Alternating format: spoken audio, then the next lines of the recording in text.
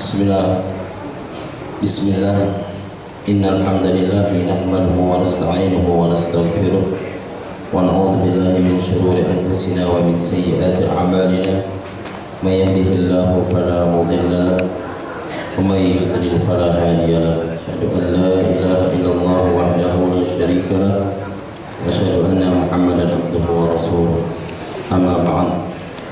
Jamaah Majelis Ta'lim ba'da salat zuhur Masjid Jami Al-Mubarak rahimahullah, mari senantiasa bersyukur kita kepada Allah Subhanahu wa taala atas berbagai karunia nikmat yang wajib kita yakini bersumber dari Allah Subhanahu wa taala. Kemudian yang paling luar biasa nikmat yang Allah berikan kepada kita gunakan untuk beraktivitas. Mudah-mudahan aktivitas kita tatkala kita dibangunkan oleh Allah sampai nanti menjelang tidur kembali ditulis ibadah oleh Allah Subhanahu wa taala. Bismillahirrahmanirrahim.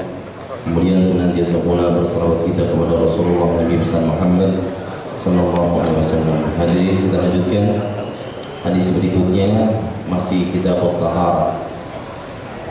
Wa an Abi Hurairah radhiyallahu anhu anna Rasulullah sallallahu alaihi wasallam qala Iza tawadda'a ahadukum falyaj'al fi anfihi ma'an summa liyastanthir wa man istajmara falyutir wa iza istayqadha ahadukum min nawmihi falyaghsil yadayhi qabla an yudkhilahuma fil ina'i thalathan fa inna ahadukum la yadri aina batat yaduhu. Hadis ini dikeluarkan oleh Imam Bukhari dan Muslim. Hadirin rahimakumullah, masih terkait bab taharah. Mudah-mudahan hadis yang kita baca ini terus memotivasi kita untuk terus mengikuti sunnah Rasulullah Nabi Muhammad sallallahu alaihi wasallam. Dari Abi Hurairah radhiyallahu anhu, sesungguhnya Rasulullah Nabi Muhammad SAW beliau bersabda, Iza tawadda, apabila di antara kalian berwudu, faliyaj'al fi anfihi ma'an, hirup air dari hidung kita. Jadi namanya istinsyaq. Summa liyastansir, kemudian keluarkan air itu dari hidung. Wa man istajmara falyutir, barang siapa yang beristijmar adalah al-istinja bil hijarah, istinja dengan batu. Falyutir, maka ganjilkan. Wa iza istayqadha ahadukum min nawmihi falyaghsil yadayhi qabla an yudkhilahuma fil ina'i thalathan, yakni salasa marrat. Apabila di antara kita ya bangun dari tidur, ada perintah Rasulullah falyaghsil yadayhi qabla ayyudkhilahuma fil ina'i thalathan, cuci tangan kalian sebelum kalian masukkan kedua tangan kalian ke dalam bejana. Thalathan, 3 kali. Fa inna ahadakum la yadri aina batat yaduhu, karena sesungguhnya di antara kita tidak tahu semalam tangan kita tidur di mana. Jadi faedah hadis yang kita bahas dalam perkara ini, yang pertama, al-fawaid, dianjurkan istinsyaq dan istinthar ketika berwudu. Dianjurkan, disunnahkan, ditekankan al-istinsyaq wal istinthar. Istinsyaq adalah memasukkan air ke dalam hidung, istinthar mengeluarkannya. Ini istihbab, ini disukai, gitu ya. Jadi siapa yang berwudu kemudian istinsyaq dan istinthar min sunnatir rasul, termasuk sunnah Rasulullah Nabi Muhammad sallallahu alaihi wasallam. Kemudian yang kedua, apabila kalian beristijmar, istijmar titik 2 maknanya beristinja dengan hijarah, beristinja dengan batu. Istijmar yakni beristinja dengan batu ya. Ini disunahkan, diganjilkan aqalluha salasan, paling sedikit 3 kali. Kalau 3 kali masih terasa rasa bau dan warnanya, antum ganjilkan terus 3, 4, 5 berarti ya. Jadi siapa yang beristijmar itu disunnahkan diwitirkan. Istijmar yakni beristinja dengan batu. Istinsyaq, apa istinsyaq? Memasukkan air ke dalam hidung. Istinthar, mengeluarkan air dalam hidung. Ini kadang kita abaikan, ini kadang kita tinggalkan. Jangan, kecuali antum dalam keadaan saum, berpuasa ya. Jadi kalau kita beristijmar ya, diganjilkan. Paling sedikit adalah 3 batu ya. 3 batu itu artinya ganjil gitu ya. Kemudian berikutnya fadilah dari hadis ini, disunahkan mencuci tangan 3 kali setelah bangun dari tidur. Karena kita tidak tahu ya di mana tadi malam tangan kita itu tidur. Jadi kalau antum bangun tidur, istihbab dianjurkan itu ya mencuci kedua tangan antum sebelum memasukkan ke dalam ina. Ina itu tawakun kabir fihi al-ma', bejana yang isinya air. Jadi kalau memang antum berwudu seperti itu, sebelum antum memasukkan tangan antum ke dalam bejana tersebut, ambil pakai tangan kanan, antum cuci tangan antum 3 kali gitu ya. Jadi dianjurkan mencuci kedua tangan min naum, dari bangun tidur antum gitu. Yang berikutnya, wajib berwudu setelah tidur. Setelah antum bangun dari tidur, disunahkan, dianjurkan untuk berwudu. Bahkan sebelumnya, sebelum dan sesudah tidur dianjurkan antum berwudu ya. Kita sudah bahas tuh kayaknya tuh ya, fadilah berwudu.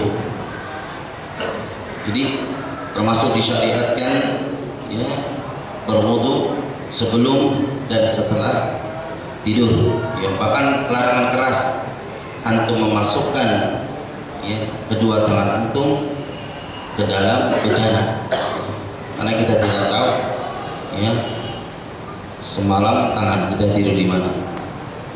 Paham tuh ya? Ya. Berikutnya hadis berikutnya, wa'an, ini wacana saja. Sebenarnya kita sudah mempelajari kitab Taharah ini. Ini lebih jelas dari ini, jadi antum lebih paham dan lebih yakin. Wa'an Abi Hurairah radhiyallahu anhu anna Rasulullah sallallahu alaihi wasallam qala la yabulanna ahadukum fil ma'id da'im alladhi la yajri summa yaktasilu minhu.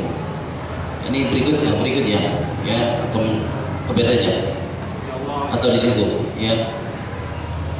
Hadis berikutnya terkait dengan taharah dari Abi Hurairah radhiyallahu an, sesungguhnya Rasulullah Nabi Muhammad sallallahu alaihi wasallam beliau bersabda, la yabulanna ahadukum, jangan kalian pipis. Jadi di antara kalian dilarang pipis fil ma'id da'im, di air yang daim. Daim itu alladzi la yajri, di mana air itu tidak mengalir. Jadi kalau ada tempat penampungan air itu tidak mengalir, atau bahasa kitanya bak atau tangki gitu ya, kita dilarang keras untuk pipis di air yang seperti itu. Kenapa? Alladzi la yajri, yang tidak mengalir. Summa yattasilu minhu, kemudian kita mandi di air itu. Nah, ini larangan keras nih antum ya. Jadi kalau memang bejana itu seperti tangki atau empang yang agak kecil begitu, airnya tidak mengalir, antum dilarang keras ya pipis di air seperti itu, di mana air itu tidak mengalir, kemudian antum mandi dari air tersebut. Bahkan dalam riwayat Muslim, la yattasil ahadukum fil ma'id da'im wa huwa junubun. Jadi jangan sekali-kali kalian mandi di air yang tidak mengalir, wa huwa junubun, dalam keadaan antum junub, begitu ya. Jadi dilarang keras, tidak boleh ya kita mandi, sebelum mandi di situ kita pipis ya, karena su'ul adab, tidak punya adab itu di situ kita ya. Jadi Rasulullah Nabi Muhammad SAW melarang keras ya seseorang di antara kita anil bauli fil ma'id daim alladzi la yajri. Jadi Rasulullah amat melarang ya di antara kita untuk pipis di air yang tidak mengalir, seperti bak, kita sudah pahami bak begitu, atau tangki ya, atau apapun juga gitu. Nah, fa'inka nama ujadiyat, kalau air itu mengalir fadl, tapi adabnya lebih baik jangan gitu ya. Memang boleh, tapi termasuk tidak memiliki adab. Faedah hadis pertama, larangan keras pipis di air yang tidak mengalir gitu. Yang kedua, larangan keras mandi di air tersebut, apalagi sampai berendam ya. Yang ketiga, diperbolehkan hal yang sedemikian tadi fil ma'il jari, kalau air itu dalam keadaan mengalir. Kalau air mengalir boleh-boleh saja ya, tapi ahsannya, afdalnya dijauhkan gitu. Yang keempat, larangan keras apapun bentuknya yang sifatnya mengganggu orang lain. Apapun bentuknya, kalau ini mengganggu orang lain, an-nahyu, dilarang oleh Rasulullah. Bahkan an-nahyu lit-tahrim, larangan hukumnya haram. Jadi Rasulullah melarang setiap apapun perilaku kita yang sifatnya mengganggu orang lain ya. Apapun, termasuk antum pipis walaupun di air mengalir itu boleh, tapi tetap aja ada al-adha. Makanya seorang muslim akhlak yang paling sempurna adalah diantaranya kaful adha, imma biqaulin wa imma bifi'lin. Cegah diri kalian jangan mengganggu orang lain, baik dengan ucapan apalagi dengan perbuatan. Antum pipis di air yang mengalir mengganggu dalam perkara apa itu? Perbuatan atau ucapan? Perbuatan. Lebih baik ahsannya, afdalnya ijtinab, antum jauhkan begitu. Jadi inilah faedah hadis yang kita baca. Berikutnya, wa an Abi Hurairah radhiyallahu anhu anna Rasulullah sallallahu alaihi wasallam qala idza shariba al-kalbu fi ina'i ahadikum falyaksilhu sab'an wa li Muslim awalahunna bit-turab. Wa lahu fi hadis Abdullah bin Mughaffal anna Rasulullah sallallahu alaihi wasallam qala idza walaga al-kalbu fi ina'i faghsiluhu sab'an wa affiruhu saminata bit-turab. Hadis berikutnya terkait dengan bab taharah. Dari Abi Hurairah radhiyallahu anhu, sesungguhnya Rasulullah Nabi Muhammad SAW beliau bersabda, idza syariba al-kalbu, apabila seekor anjing minum ya di bejana kalian, bejana atau apapun, falyaksil sab'an, maka cuci bejana tersebut sab'an, 7 kali. Menurut Imam Muslim, awal pencucian itu digunakan dengan turab, digunakan dengan tanah ya.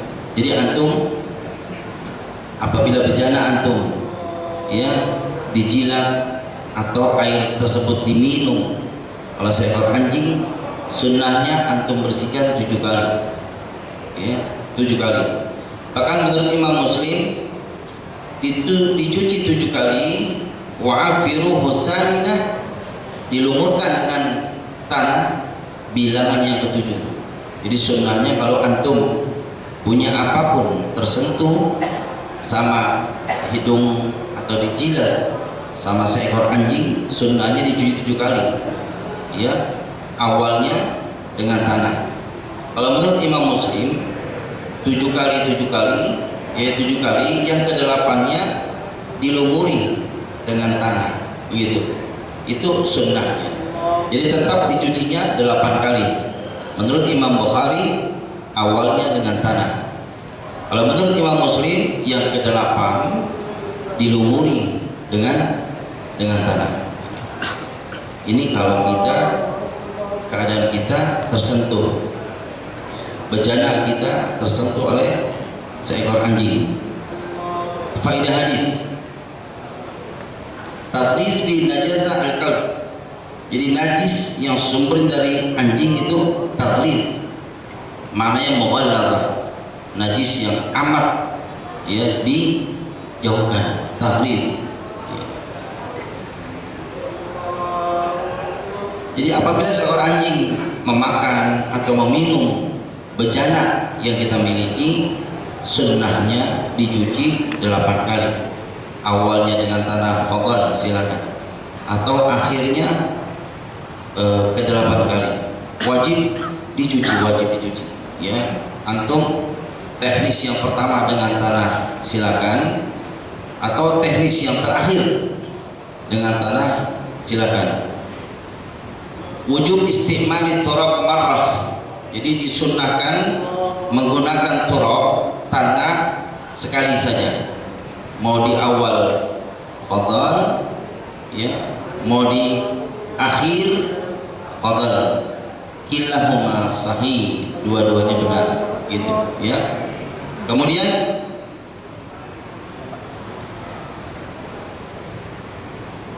sangat besar syariat Islam menganjurkan untuk taharah. Jadi penekanan keras yang jadi syariat Islam amat menekankan taharah, ya, amat menekankan taharah. Kemudian yang berikutnya, zahir hadis ini, apapun binatang anjing itu, baik yang dibolehkan atau yang tidak, karena anjing itu dipelihara dalam Islam dibolehkan. Satu, untuk melindungi hayawan ternak, boleh. Antum memelihara anjing dalam rangka melindungi hayawan ternak antum, boleh. Kemudian untuk berburu, boleh. Kemudian untuk melindungi pertanian, sawah ladang, boleh. Di luar itu mamnu, amat dilarang keras. Walaupun anjingnya untuk berburu, anjing untuk memelihara hayawan ternak, begitu, atau anjing untuk melindungi pertanian, tetap haram hukumnya gitu. Jadi anjing baik yang dipelihara menurut Islam dibolehkan, apalagi yang tidak dibolehkan. Jadi dua-duanya dijauhkan. Kan dalam Islam 3 perkara terkait memelihara anjing boleh. Pertama adalah untuk melindungi hayawan ternak. Yang kedua untuk melindungi sawah ladang atau pertanian. Yang ketiga adalah berburu. Di luar itu amal antum akan dikurangi. 1 hari 1 kilo, ya. Makanya alasan apapun memelihara seekor anjing mamnu, amat dilarang dalam Islam, kecuali yang 3 perkara tadi. Nah, anjing yang dalam rangka 3 perkara tadi untuk melindungi itu semua, tetap saja apabila dia ya minum dari bejana kita, wajib kita cuci 8 kali ya, awalnya dengan tanah atau akhirnya dengan tanah gitu, boleh. Yang terakhir, wa an Humran maula Utsman ibni Affan annahu ra'a Utsman da'a biwudu'in fa'afraga ala yadayhi min ina'ihi faghasalahuma salasa marrat. Nah, ini termasuk sifat wudunya Rasulullah. Kemarin siapa yang bertanya kemarin? Enggak, antum. Ini ya.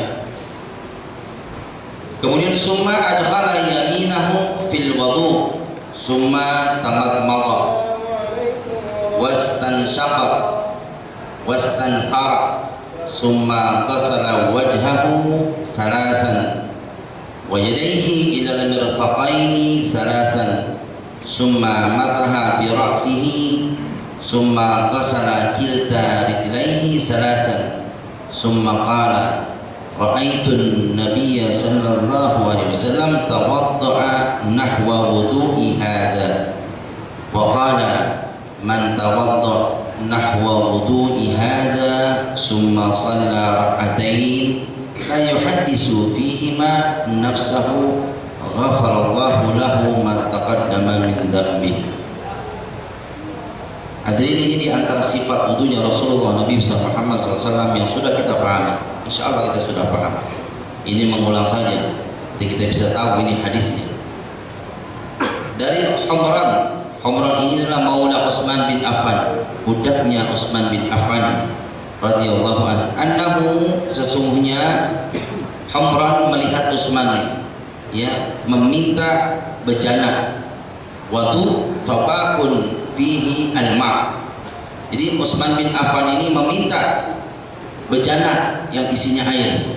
Kemudian fa'aqraqa 'ala yadayhi min ina'ihi.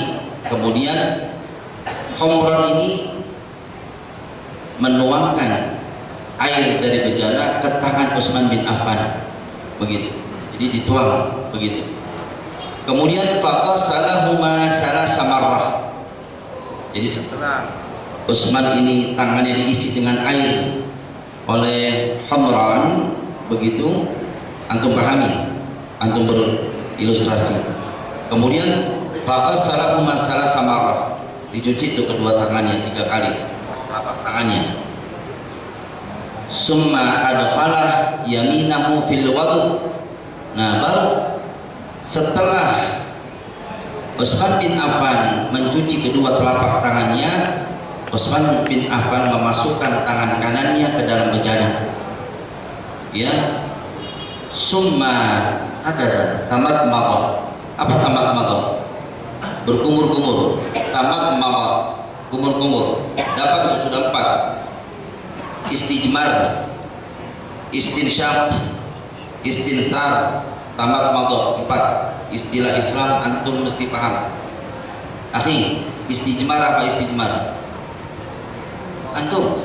Menghirup. Istijmar. Mencuci. Istinja dengan batu. dengan batu. Ya, tamat maghah. Belum. Ya. Iya. Harus pahami. Tidak antum keluar memahami istilah Islam. Jadi Utsman bin Affan setelah kedua tangannya dicuci 3 kali, kemudian beliau memasukkan tangan kanannya fil wudu fil ina fihi al-ma' gitu. Summa tamat maghah. Kemudian Utsman bin Affan tamat berkumur-kumur. Tamat maghah, kumur-kumur. Wastansyaqa, kemudian dihirup airnya ke dalam hidung, namanya istinsyaq. Wastanthar, kemudian dikeluarkan air dari hidung. Jadi antum sunnahnya pertama tamat maghah, cuci tangan. Kemudian tamat maghah, kemudian nanti aja, nanti fadilahnya. Ya, tamat maghah, wastansyaq, wastansar. Summa ghasala wajhahu salasan, kemudian Utsman bin Affan menyapu, mencuci wajahnya 3 kali. Antum sunnahnya 3 kali. Tapi tidak seluruh anggota badan yang kita ajak berwudu 3 kali. Nanti kita baca hadisnya. Kemudian wa yadayhi ilal mirfaqaini salasan. Kemudian dibasuh kedua tangannya sampai 2 siku 3 kali. Sudah berapa tuh yang 3 kali? Mencuci 3 kali. Ya, kumur-kumur, istinsar, kemudian mencuci wajah 3 kali.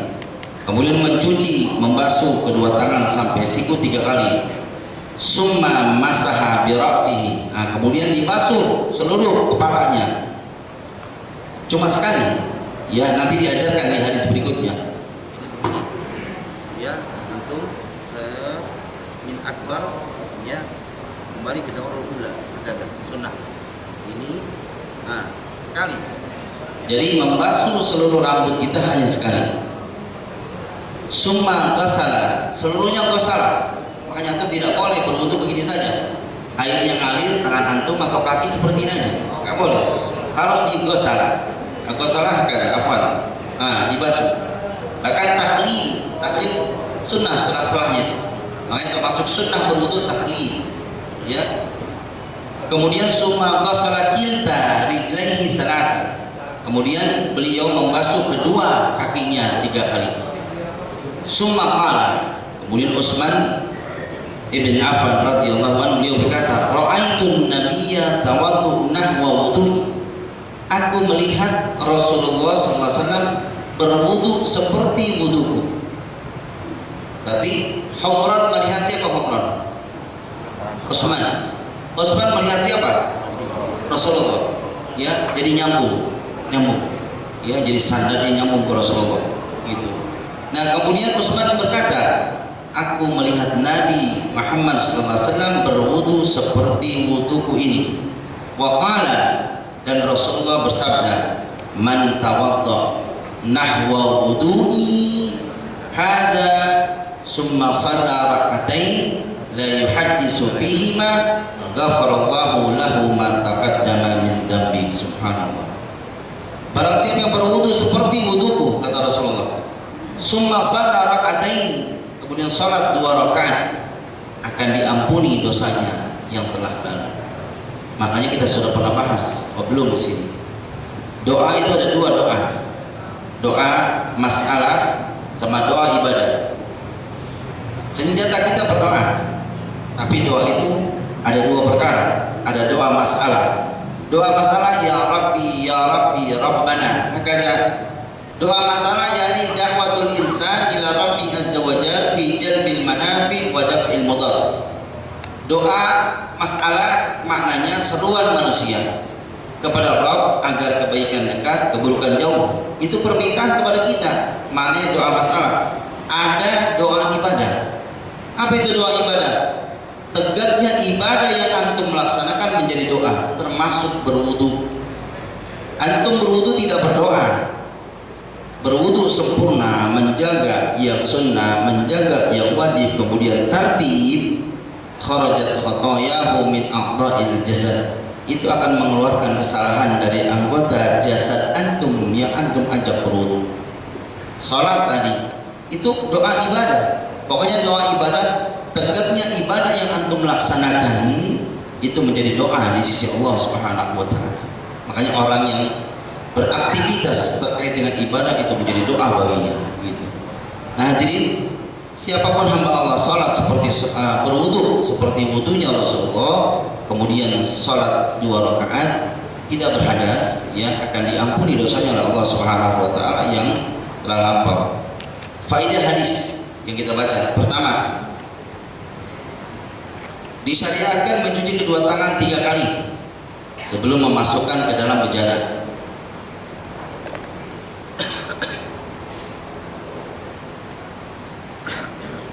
Yang kedua, disunahkan mengawali anggota bagian kanan, karena Rasulullah menyukai yuhibbut tayammum, menyukai sesuatu yang dimulai dari kanan. Yang ketiga, disyariatkan berkumur, kemudian istinsyaq dan istinsar. Tertib tuh, ya, kumur dulu, istinsyaq dulu, baru istinsar. Tertib itu dianjurkan dan disyariatkan. Yang keempat, membasuh wajah 3 kali. Wajah itu kita sudah paham, di awal rambut yang tumbuh sampai telinga kita, terus sampai ke jenggot ke wajah, ya. Membasuh wajah 3 kali. Membasuh kedua tangan sampai siku 3 kali.